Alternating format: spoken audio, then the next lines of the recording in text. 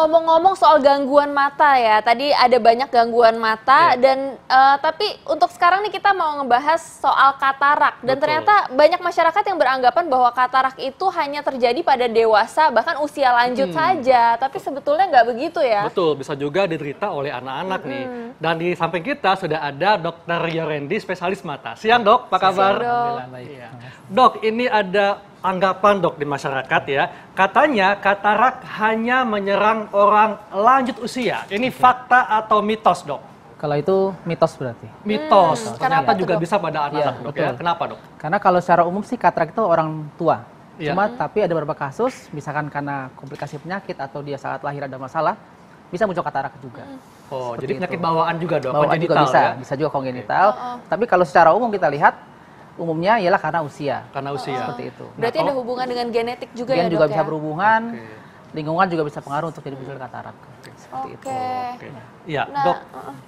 nah ini katanya dok, ini orang-orang dengan penyakit diabetes juga beresiko tinggi untuk terkena katarak dok. Ya. Itu fakta atau mitos? Fakta. Fakta. Kenapa dok?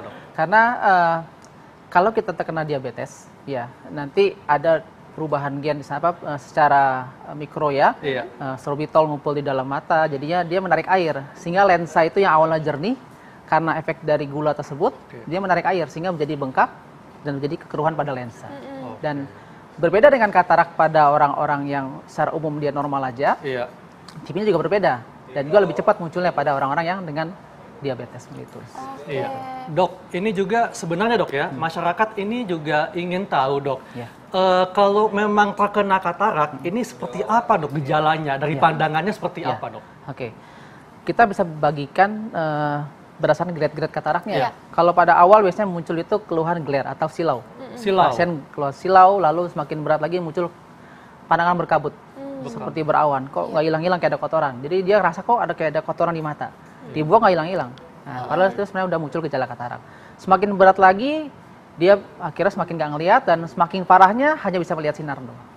Oke, dan ini masyarakat juga penasaran nih dok, ini umumnya tuh mulai usia berapa tahun sih dok muncul gejala-gejala katarak ini? Kalau untuk gejala yang umum, biasanya 40 ke atas, 45 sudah mulai muncul gejala-gejala katarak. Wah, 40 tahunan dok ya? Iya. Jadi mulai muncul tuh gejala pandangan berkabut dok ya? Pandangan berkabut. Cuma tadi ya, kalau mudanya sih seperti gambaran uban sebenarnya. Ya, uban itu kan sebenarnya teorinya orang usia tua akan muncul. Tapi nggak semuanya muncul. Ada usia 50 tahun baru muncul uban. Jadi tergantung bagaimana pola hidup dia, lalu bagaimana dia pola makannya. Lalu ada nggak keturunan dari orang tua yang juga salah satu faktor untuk munculnya katarak.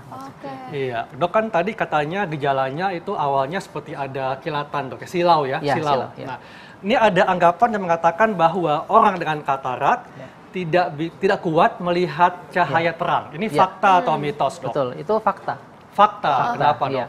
Karena logika seperti ini, ketika lensa itu keruh, lensa itu ibarat media, dia buat media refraksi untuk media penglihatan kita.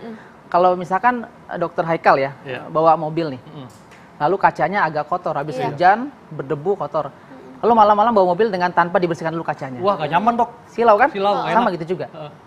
Jadi ibarat karena lensanya sudah mulai keruh, jadi sinar yang masuk jadi dipecah sama kataraknya. Nah itu munculnya pada gejala awal dok atau misalnya sudah katarak berlanjut baru ada silaunya dok? Itu di awal-awal muncul gejala seperti itu. Makanya kadang pasien itu keluhannya, dok saya kok nggak nyaman ya kalau malam-malam bawa kena sinar matahari, kena sinar lampu dari mobil lain seperti itu. Nah dok ini ada lagi nih dok, fakta atau mitos katanya terlalu sering memakai obat tetes mata ini dapat menyebabkan katarak dok. Ini fakta atau mitos tapi jangan dijawab dulu dok. Sesaat lagi tetap di Ayo Sehat.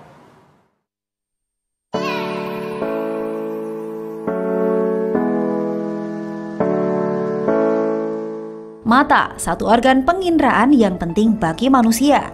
Bahkan 83% aktivitas manusia didominasi oleh penglihatan. Objek dapat dikenali oleh mata dengan mengirim informasi ke otak. Dan hampir sebagian pengetahuan didapat dengan melihat. Selain itu, manusia dapat memberi respon terhadap lingkungan seperti melihat suatu kejadian. Itu sebabnya menjaga kesehatan mata merupakan hal yang penting dilakukan. Lalu, apa saja aktivitas yang dapat merusak mata? Mengucek mata. Kita kerap mengucek mata ketika mata terasa gatal, terkena benda asing, atau saat mata terasa lelah. Sebenarnya respon ini tidak baik, sebab mengucek mata dapat menyebabkan pembuluh darah pecah. Selain itu, tangan yang dipakai untuk mengucek belum tentu dalam keadaan terbebas dari parasit dan juga bakteri, sehingga mata dapat terserang infeksi. Menatap layar ponsel terlalu lama. Ponsel pintar tak hanya menjadi alat komunikasi, ponsel pintar juga menjadi media hiburan, eksistensi, media belanja sekaligus pembayaran. Walau banyak manfaat, menatap ponsel terlalu lama bisa menyebabkan kerusakan mata. Sinar biru yang dihasilkan pada layar ponsel dapat menyebabkan kerusakan pada retina mata yang menyebabkan rabun. Pemakaian obat tetes mata. Penggunaan obat tetes mata cukup efisien untuk mengatasi mata merah. Obat tetes mata mengandung oksimetazolin dan tetradrozolin. Kandungan tersebut bekerja dengan mengecilkan pembuluh darah, sehingga iritasi ringan pada mata dapat diatasi. Namun penggunaannya secara berkelanjutan dapat memberikan dampak negatif bagi mata dan menyebabkan kerusakan saraf mata atau glaukoma. Memakai lensa kontak saat tidur. Fungsi lensa kontak sama dengan kacamata minus. Hanya saja lensa kontak bersifat ringan sehingga dapat diletakkan di kornea mata. Karena ringan dan terbiasa, pemakainya merasa nyaman hingga lupa melepaskannya saat ingin tidur. Hal tersebut tentu harus dihindari, sebab penggunaan kontak lensa saat tidur dapat menghambat asupan oksigen pada kornea mata, sehingga menyebabkan infeksi dan mendorong tumbuhnya bakteri pada mata.